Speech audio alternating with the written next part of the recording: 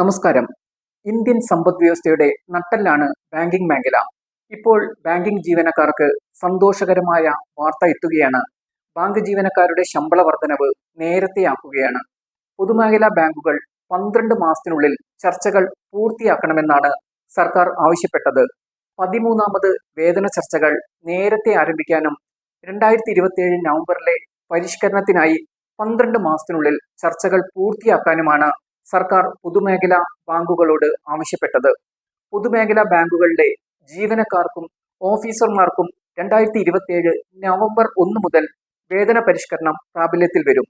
പൊതുമേഖലാ ബാങ്കുകളും ഇൻഷുറൻസ് കമ്പനികൾ ഉൾപ്പെടെയുള്ള ധനകാര്യ സ്ഥാപനങ്ങളും അവരുടെ ജീവനക്കാരുടെ വേതനം ഓരോ 5 വർഷത്തിലും പരിഷ്കരിക്കുന്നുണ്ട്.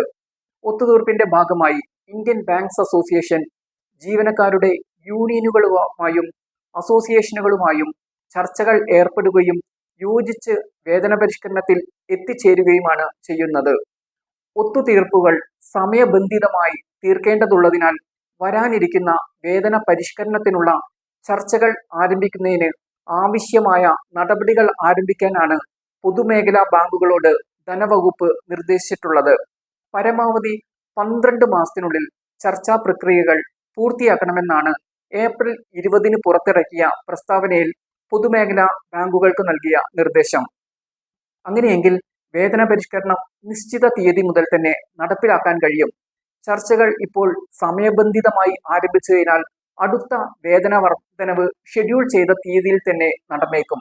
പൊതുമേഖലാ ബാങ്കുകൾ 2025 സാമ്പത്തിക വർഷത്തിൽ റെക്കോർഡ് ലാഭമാണ് നേടിയത്. 2026 സാമ്പത്തിക വർഷത്തിലും ഇതേ ലാഭം തുടരുമെന്നാണ് പ്രതീക്ഷ.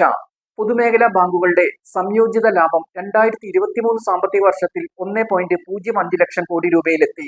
2024 സാമ്പത്തിക വർഷത്തിൽ 1.41 ലക്ഷം കോടി രൂപയായും 2025 സാമ്പത്തിക വർഷത്തിൽ 1.78 ലക്ഷം കോടിയായും ഉയർന്നിട്ടുണ്ട്. ഇതേ അവസരത്തിൽ തന്നെയാണ് ശമ്പള പരിഷ്കരണ ചർച്ചകളും നടക്കുന്നത്.